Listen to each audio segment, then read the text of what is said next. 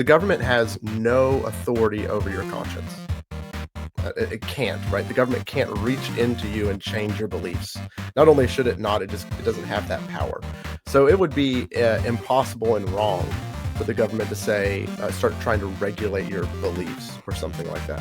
What the government should do and has done in America for a long time is make wise laws that make it easy to be godly and hard to be sinful.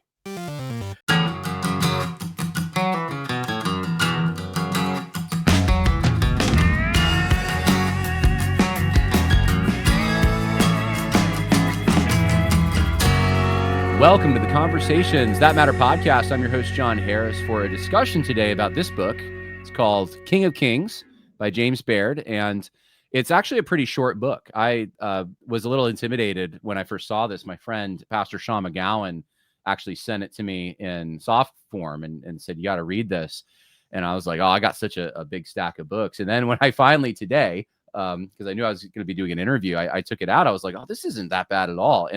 And I just want to explain to people, one of the reasons we're doing this interview with James Baird, who's the author of the book, he's also a pastor in Naples, Florida at Covenant Church, is because I think this is so accessible for your normal, average, ordinary, everyday Christian or your pastor, right, who doesn't have the time. Most pastors don't have a lot of time to read something like The Case for Christian Nationalism or some of the other larger political works. This will get him a lot of the necessary information to understand the argument for, and I don't even know if James Baird takes this label on himself, but some iterations of Christian nationalism. There's the word. And I think it's just like the Reformed tradition and the biblical teaching on Christianity and politics, but it's a good, I think, starter at the very least. So that's why I wanted to have James Baird on. He just wrote it. It's out through Founders. You can get it there. Welcome to the podcast, James. Thanks for coming. Thanks for having me on, John. It's a pleasure. So where can people go to get this? Amazon? Where is it? Just through Founders? Yeah, they can. It's right on Amazon. You can do the paperback, Audible, Kindle. But if you want the really nice hardback, which is what you have, you got to go to Founders. Oh, okay. I see. So did you record the Audible yourself or did you pay someone? I didn't even know that they were going to do an audio version. And then I just saw it one day on Amazon. I haven't listened to it yet, so I don't even know if it's any good. Yeah. A lot of publishers are doing the AI thing now. I don't know if they did that at Founders, but I don't know. I've always been like protective of my audiobook stuff. Like when I've written a book, I always narrate it myself, but it kills me because it's like so long and I mispronounce things and I got to go back. Anyway. Why'd you write the book? That's always the first question, right? For any author. Yeah. What compelled you? Let's see here. Maybe about 2.5 years ago, I was looking at becoming ordained and trying to do some good prep so that I could be a good pastor. And I realized I needed a robust political theology to help our people navigate all the craziness that's happening, especially after 2020. And so I started digging. I did the one thing every Presbyterian pastor should do. If you're trying to prep on a topic, you go back to Calvin, you go back to Turretin, you go back to the Westminster Divines and Charles Hodge. And I looked at their sections that in seminary I would have skipped, the stuff on the civil magistrate. And I realized not only did their arguments make a whole lot of sense, they also were different than I'd been told they were, and they seemed super practical. So that kicked off this process of me trying to figure out what does it mean to hold a classic Reformed view of government in our modern world. And I got excited about trying to package that in a way that would be accessible for your normal person, your normal pastor, but also really practical and kind of resonate with modern lingo. So modern categories of how we think about things like, what does it mean to be an exile people? And does living in exile as citizens of heaven contradict the calling for government to promote true religion? So it's kind of like a translation project a little bit. Yeah, cultural translation coming from a completely different society in many ways. But I'm wondering just off the top here, because some people are going to suspect you are a Christian nationalist or something. Do you take that label? How do you categorize yourself? I do the thing so many people do, like, what do you mean exactly by Christian nationalism? Because some people think it means like white Christian nationalism. I think recently, who was it that called Russell Moore a Christian nationalist? Oh, I didn't see or that. I think someone called me. I think it was Christianity Today was called like a Christian nationalist outlet, That's hysterical. which is pretty funny. So, so yeah, I would say if by Christian nationalism you mean that I think all nations should become Christian nations, then absolutely. The point of my book is not really focusing on the nationalism aspect of it. It's focusing on what I think is most important, and that is what's the duty of civil rulers. Right. What has God called them to do? Right. Yeah. And so you don't cover all the controversies that are out Right. there about all these related topics. I feel in a similar way. Like I don't take the label on myself either. Hmm. And it's partially because there's multiple versions and I That's just want right. to know what does someone mean when they say that. But I would agree with everything you put in this book as far as the duty of the civil magistrate. I want to get into it because I Mhm. think this is one of the big controversies. There's Yep. several, but this is one of the big ones because in a liberal pluralistic society, supposedly, right? That's Mhm. allegedly what we have. We've been Mhm. told that diversity is our strength, and that's including diversity of religion. Mhm. And in fact, today we're actually doing this interview. I think it's significant today when a number of politicians, including Kash Patel, have Mhm. tweeted out happy. I can't pronounce it. It's a Indian holiday or a Hindu Yeah. holiday, I should Festival of say. Lights is the Festival of yeah, Lights, yeah. Diwali or something like that. Diwali, yeah, yeah. So, and this is new territory. I don't Mhm. remember ever seeing that from a national politician of any kind of status. Mhm. And it's like, what do you do with that, right? Like, how do you, our grandparents would have been struggling with the idea of even having JFK as a Catholic in the White Mhm. House. We're so far past that at this point, right? Yep. Um, is it? I guess I'll start here because you talk about this. Is it the duty of the magistrate, regardless of the country, Mhm. um, to protect the church, to be Christian, to Mm. uphold Christian values, and what are the limits of that? Mm. Great question. So my book hinges on a central argument. I tried to make it very simple so everyone could follow it. And the first premise is the government must promote the public good. This is central to how the West has thought about the role of government. It's central to the Western legal tradition. It's there to promote the public good. It's even in the Westminster Confession of Faith. And then the second premise is true religion, Christianity, we know Christianity is the only true religion, is part of the public good. So if the government is supposed to promote the public good and Christianity is part of the public good, then the government has a duty to promote Christianity. And that entails um, not providing support to false religions, right? Because if you promote Christianity that's compatible with this, well, every religion is a different way to God, then what you're promoting is not the Christian faith. So, you want all the Muslims to be in jail? No, I would not recommend that. Oh, okay, all right. So, Yeah, well, I mean, this is what people say right away when you say that's right. something like that, right? Like you just want to persecute anyone who's not Christian. That's right. Um, eh, I suppose there's two elements that maybe I don't know if you see it this way, but maybe need to be separated. Like there's a prudential element, the circumstances we live in, That's who right. lives under us, and then there's the universal kind of moral good which we're aiming for.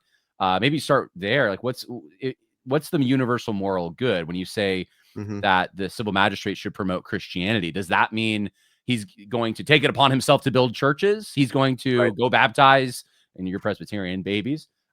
Is he like so? What are the limits? Aren't there like isn't there a different role? I know you talk about this that the church Yep. has. That's right. So we got to make a few key distinctions. Once we say the government must promote true religion, like you need limits on that. The first one is that we have to understand that government and the church are different. The classic way is to say they're part of two different kingdoms. Both of them are ruled by Christ. You got your civil kingdom and your spiritual kingdom. So the church officers, they're responsible for preaching and church discipline, administering the sacraments, all your classic stuff. That's not the job of the government. And the government is in charge of protecting the church, making sure that everything goes well for it, and promoting it, encouraging people to go. So we're not at all saying that the government's in charge of church discipline or the government gets to pick your preacher or something like that. They're distinct. They're two different powers, but they work together like harmoniously. So that's the first thing, is that the government is supposed to support the church, not run the church. Very different. The second thing is that the government always has to make decisions that are wise and good for the people. So there may be something that is let's say, right in principle, but would just be a horrible idea if you tried to enact it all the way right now. So one of them would be, let's say, making adultery illegal. It was illegal for a very long time. It's illegal in the Bible, but let's say that you all of a sudden make that law overnight, and a whole bunch of people are fined or put in jail or something. Well, that would create so much social chaos that it would do the opposite of what you're intending it to do, which is promote the public good. So the way that you try and achieve a godly goal should always be done carefully and wisely. And you also have to make sure you don't fall into a purity spiral where now you're trying to make, the kingdom of heaven on earth immediately and make everything perfect. You got to be wise. The way I like to put it is it's the job of government officials to be profitable servants. What has God entrusted to you, and how can you return a profit? You're not there to try and perfect everything. Yeah, that's a good way to look at it. So, I mean, I think of even what Jesus taught about adultery, that Moses allowed it for the hardness of heart. So there Mhm. was a circumstance in which that wasn't the ideal, but That's right. because of the circumstances, they had to kind of regulate it in such a way. And I suppose there's things like that in our day. Like if we ended the welfare system tomorrow, we would have Mhm. a big problem on our hands. And it would, in a democratic system, at least with the mechanisms that we have, I mean, it would be a complete blowback against, because of all the people that would get hurt in the process, Mhm. against whoever would be trying to achieve that kind of thing. Even though I think we would probably both agree that he who does not work should not eat. Like there's this principle that would make our welfare system in violation of that, at Right. least. But then there are other things like abortion, right? I mean, isn't that Mhm. a different thing where like Mhm. there's actually people killing? That's right. And how do you separate those two? Yeah, well, it's always the job of a government official is always to make a good judgment call, and that means you gotta weigh alternative outcomes. So, in the case of, an adultery law, for example, the goal would be to try and limit the amount of broken families, for example. Um, well, if all of a sudden you're putting everyone in jail because they've all committed adultery, what have you just made worse? Well, there's no one taking care of them now. Well, similarly, when you think about abortion, for example, what higher good could possibly outweigh the killing of millions of babies? It doesn't make sense. Now, the way you want to write those laws, let's say the timing that you roll them out, maybe there's a progression you see, maybe that you can do it in a smart way to where it doesn't cause immediate chaos. But the goal there should be to, as quickly as possible, stop as many needless killings as you can. Mhm. Would you go? I mean, these are moral laws, but would you do things that are like overtly Christian? What I mean by that is Hmm. like, uh, would it be like a goal to get to the point where non-Christian religions are outlawed? I think that's one of the Mm, things people are scared of. I mhm, know you get into liberty of conscience a little bit. Like, mhm, maybe work through that with us. mm. Yeah, well, it's impossible for the government has no authority over your conscience. It can't, right? The government can't reach into you and change your beliefs. Not only should it not, it doesn't have that power. So it would be impossible and wrong for the government to say, start trying to regulate your beliefs or something like that. What the government should do and has done in America for a long time is make wise laws that make it easy to be godly and hard to be sinful. So the Westminster Larger Catechism, the confessional documents of my church, they talk about how it's the job of civil officials to remove monuments of idolatry. So if you've got a huge Hindu statue, you have a Nebuchadnezzar like item, it's the job of the civil official to try and remove that. Now, did you just make Hinduism illegal? No, but you're not allowed to have a huge monument in a public space. The inverse, the positive way to do that would be how we used to design towns. What would be in the center of town? Big, beautiful church. It's easy for people to get to.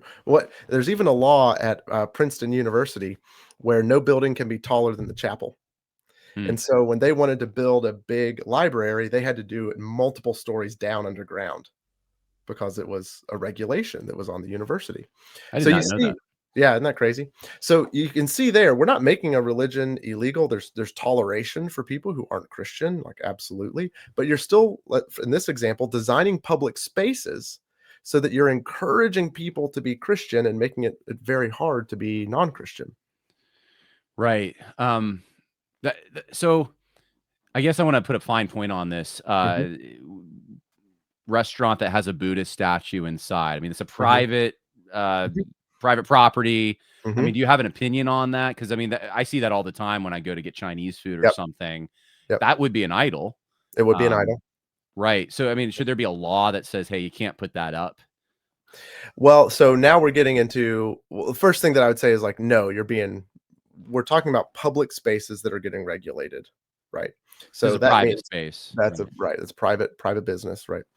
But also the important thing to know is that pastors really shouldn't be pontificating upon particular policies, right? I'm actually not qualified to come in here and talk about this law or that law or this law. You can talk in principle what the general duties are, right? So the general duty there would be encourage godliness, and you want to kind of discourage ungodliness, right? That's the general principle. But then it's up to policymakers to then try and write why. Think about all the times that laws are written that are kind of like some of them are counterintuitive because they don't make sense. But sometimes they're good laws that are counterintuitive because they see the knock-on effects, right? That would actually happen.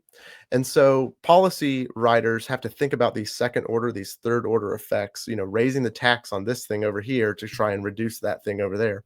Right. So yeah, I don't want to pontificate too much on particular laws, but Right. So the principle you're working off of, though, is that in general, the government, their magistrate, does have the authority to punish or regulate idolatry to try to bring the numbers down, so to speak, to discourage it. mhm, mhm. Um, I think the biggest in American Presbyterianism in particular, the focus isn't so much on regulating it the way you're talking about. It is about setting a positive example for the people. And that's really the point of my book is that what's even more powerful than legislation is social customs. Right? That is mhm, what um, the way that you're ordering our time. What's the one of the big things that the U.S. presidents would do to encourage godliness? They'd call it Thanksgiving Day or a day for national fasting. They wouldn't force you to go to church. They would invite you to go to church, but it's the president who's inviting you to go to church, and they would right. force the businesses to shut down on that day. And so those tactics tend to work way better than like coming down with a hammer, and that those typically will create rebellion, right? But you want to persuade the people. Well, you did make the point that state constitutions were overtly Christian in the book. Mhm, And I know that this also included even regulations around who is allowed to wield power and be mhm, a civil magistrate in some yep, states, at least, right? Most of the states, actually. You mhm, really couldn't be someone who wasn't a Christian. Uh, and I suppose even in the states that were more quote unquote liberal at the time, like mhm, Pennsylvania, I mean, you yep, couldn't really not be theistic and be mhm, in the government, and or at least it just it wouldn't happen. And I think you're right that mhm, social customs and mores were also going to prevent this, but right, they also were in the law itself putting mhm, down regulations to like you can believe these things, but you can't actually like lead the people if mhm, you believe these things. And we've done away with all of that, and we see it now. I think so many people, at least in America, as that's un-American, that mhm, anyone should be until there's some test case that's crazy, and then we're like, wait a minute, I didn't say the Satanists or something right, like right, that. right, right, right, yeah, Um, but there was a positive standard at one time, and it seems like you're saying that's a good thing. absolutely. Yeah, you go through the state constitutions. Most of them required you to be Protestant. And sometimes they would say explicitly, like in my home state of Georgia, it said you have to be Protestant if you're going to serve as a representative. But other times they would be writing a general Christian statement of faith, but it was written in such a way that it's clearly Protestantly coded. So you would have to acknowledge the Trinity, and then you would also have to acknowledge the Old and New Testaments as divinely inspired and given. That's a very Protestant way of talking, right? You don't have a statement about the Pope in there, for example, which is exactly what you would expect. So yeah, Right. these are very important. And one interesting thing is that you have a Presbyterian minister who was a chaplain to Congress who writes a case for Pennsylvania to have a religious test for office. And one thing that he hammers on time and time again is that we should not expect God's blessing if our leaders aren't seeking to honor God in their roles. So there's this deep sense of divine providence. It's not merely just your duty, you should do this. It's also that we want God to bless our nation. And if we have rulers who are constantly breaking his law or are foolishly shirking his authority, we can't expect to prosper. He may be patient with us, but we should not expect it. And that applies today as much as any time. And I think it does apply today. It's Yeah. people wonder why it feels like America is being judged so often. I mean, that's been my Yep. whole life. I think I've heard Christian leaders say that we're on the precipice of or being judged. Yep. And the solution is we need to repent. We need to turn back to God. Yep. I don't know if this reaction to Charlie Kirk's death will be that. I mean, there's hope there that maybe there's some renewed interest in Christianity. But what do you see as a pastor? The next steps being? I mean, do you see positive direction? Do you think that civil magistrates can encourage this positive movement that we may have developing in front of us right now? Absolutely. I mean, you look at what J.D. Vance did on the Charlie Kirk show, leading people in the Lord's Prayer, reciting the Nicene Creed. You saw what him and Rubio and Hegseth did at the memorial. I mean, just open with their Christian faith. And whether we like it or not, we tend to follow the examples of our rulers, either positively or in reaction to it. But one way or another, what our leaders do does impact us. And for lots of people, I mean, millions of people, especially young people across the US, this has now caused them to ask questions they wouldn't be asking otherwise. And I think that's awesome. We see two things. We see revival and we see an opportunity for conversions. And the revival is happening by calling people to be courageous, right? To Hmm. stand up when they wouldn't have otherwise. Revival looks different now than it would have in the past. But then you also have people who are going to church for the first time, and that's huge. And a lot of that has to do with how the administration has treated Charlie's assassination. They took advantage of it for good things. Yeah. And two of those people that you mentioned, Rubio, I think, Hmm. I could be wrong here, and Vance, are Roman Hmm. Catholic. Hmm. And this is one of the questions that I see it comes up so often. And obviously you're Protestant, but w- there is a certain quarter of the online, especially Christian Reform community, that gets nervous about these things and starts trying to talk about the differences between Protestantism and Catholicism. If it's a Mormon, it'll be the same Hmm. kind of thing. Maybe Glenn Beck says something that's actually really good. He Hmm. believes in the 10 Commandments, but Hmm. this is something that we just need to be cautious. Like those people aren't, born again believers. Hmm. And I think I have the same outlook you do, that it's great that JD Vance talks about the Lord's Hmm. Prayer. Like this, I don't Yeah. see any world that's a bad thing, but there are Christians out there who do think that if it's going to be a Christian nation, Hmm. quote unquote, or if we're going to be a Christian country, we have to have people that are actually born again Hmm. in these positions of power. Otherwise, it's Hmm. false religion. Otherwise, Hmm. it's idolatry. Roman Catholic Church is idolatry. Otherwise, we're going to be deceived in various ways. What do you have to say to people who would critique in that way? A few points. The first one would be this is where politics is different than the church. So when it comes to politics, the thing that you care about most is not did they really mean it. When it comes to politics, the first thing you care about most is did they really do it. Politics is all about your external action. It's the world that is on the outside. The church is where you want to come in and examine someone's soul, right? So we get some category confusion sometimes when we don't see that distinction. You could imagine someone who says, I don't want that godly law to get passed because it could lead to hypocrisy, people following God's law when they don't really mean it. Well, that's a great thing for you to ask them when you're sharing the gospel or if they're a fellow Christian when they're at church. But when it comes to politics, the question is, was that a good law? Is it encouraging them to do the right thing? So in this case, it's true that you want them to believe it with their heart, but you also want them to do it with their hands. It's the inverse of the principle that Jesus teaches us in the Sermon on the Mount, where he says, if you hated someone with your heart, you've murdered them. Well, the point of that is not that hating someone is as bad as killing them, right? It is worse to kill someone with your heart and hands than to just kill them with your heart by hating them.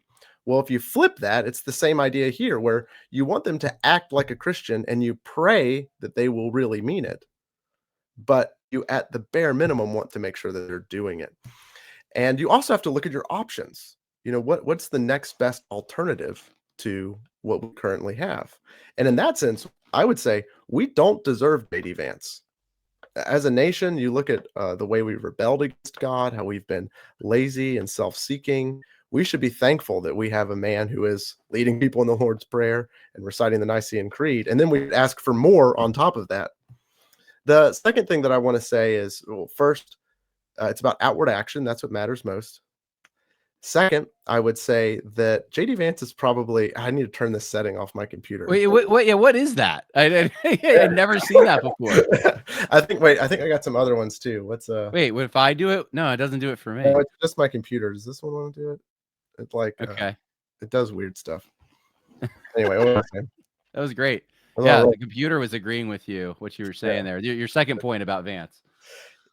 He's the most Protestant Catholic I've ever seen. It seems like everyone during Kirk's funeral was a Protestant, even though so many of them were not. They all spoke like it. I don't know. It was an interesting moment in that sense. It was very weird. It's kind of weird. In a good way, but yeah. I would kind of just share the concern that I think other evangelicals would have if Vance got up there and started praying the rosary in front of everyone, or praying to Mary, or praying like a Catholic. I'd say that's bad news. That's not going to be good. But he sounds like a Protestant. He's acting like a Protestant. In many ways, American Catholics have become more Protestant than they realized. Yeah. And that's what matters most. There is politics. Yeah, what was that book? I referenced it not too long ago. Who Are We? 2003 it was written. Who's the author? It's going to come to me in a minute. But the author of that book, he makes the case that Roman Catholics essentially have adopted Protestant ways, especially in the public sphere. That's which I think is interesting. I think Tom Holland makes a similar point where he's like, even new atheists are fundamentally Protestant. Yeah, like Richard Dawkins. Yep. Yeah. Yep. Yeah, they get kind of these test cases seem to bring it out where like they're against this evil God they see in the Old Testament, and then someone wants to create like Islam as the establishment in their country, like Richard Dawkins, and he's like, "Wait a minute, I'm Christian." Right? How? Like How are you Christian? Yeah. Anyway, okay, so that's a good answer, I think. And I mean, what do you have? I'm curious. I know you have a fairly large church. You have magistrates in your church that attend that. Yep. They seek your counsel as a pastor when it comes to policy or those things. Like, how do you navigate that with your role as a pastor? Is it just giving them the ethical principles? It's really tough. I think from the pulpit, what you need to do is give a straightforward declaration of what the Bible says about their duty. But then you'll also have them come to you for counsel on particular questions. And although I don't think pastors should be basically outlining the bill they want to be passed for the county from the pulpit, it's still good to advise on particular issues. And man, it is always tough. It is really hard. Politics is, brutal, really tough. Yeah, because I was at a conference recently. This question came up about the spirituality of the church, which I know is big in the Presbyterian. Are you PCA, by the way? Yep, PCA. So PCA, I know that in those circles, and the OPC, that it's like a big doctrine that's appealed to. And I think I agree with it. I want to create lines. And so the way I answered it was to say, look, the pastor should be preaching about ethical matters that do translate into political policy. That's right. The pastor should also be giving moral direction when it comes to elections. And that may even be saying this candidate is not an option. This one is an option.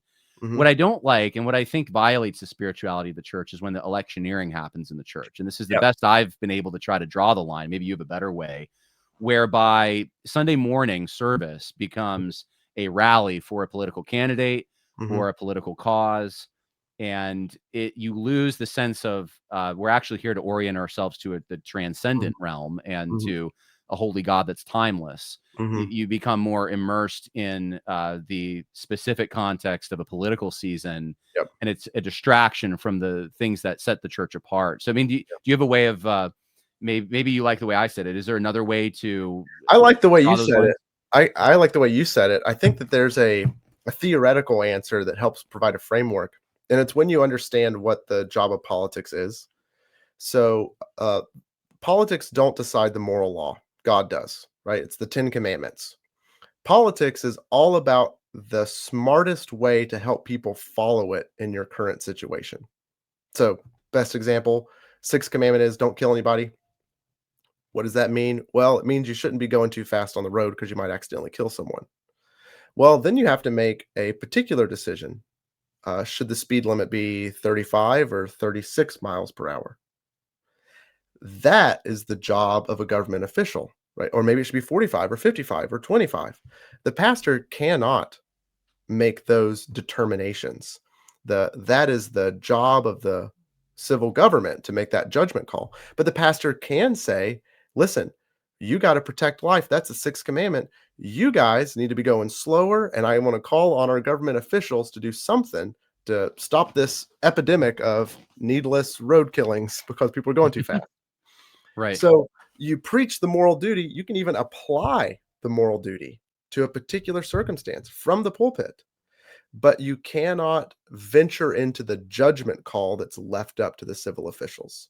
That's the difference between the spirituality of the church. So I'm curious. I know some churches have done this where they will put like a stipulation in their church doctrine. Usually it's abortion. I think there's probably other topics that have been inserted, but they'll say like part of our statement of faith is we believe abortion should only be ended through immediate abolition, not Mhm, gradualism or something like that. mhm, And I know pastors that I like, and I'm friends with that have done this kind of thing. What do you have an opinion on that? Because it is endorsing a political strategy. mhm.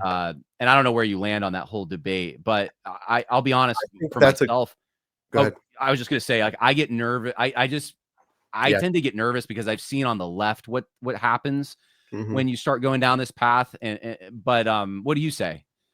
Yeah, I agree that, I think if we could find a way to immediately end abortion if I could snap my fingers and end it tomorrow, I absolutely would.